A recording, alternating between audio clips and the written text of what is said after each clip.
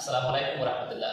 সবাই আমাকে বিভিন্নভাবে উৎসাহ দিয়ে থাকে, কেউ আমার ভিডিও করার মাধ্যমে, কোনো ব্যক্তি আমাকে নিরুৎসাহিত করে থাকে ভিডিও করার মাধ্যমে। বিষয়টা হচ্ছে আমি কী কারণে ভিডিওগুলো করি। ভিডিও করার একমাত্র উদ্দেশ্য হচ্ছে মানুষকে তথ্য দেওয়া।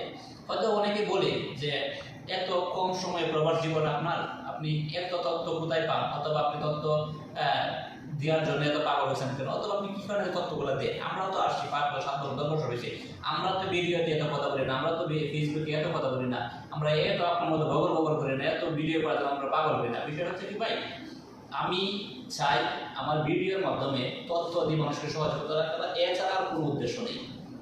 আমি যেটুকু জানি এই জানাটা আপনার মাধ্যমে পৌঁছে দেওয়া।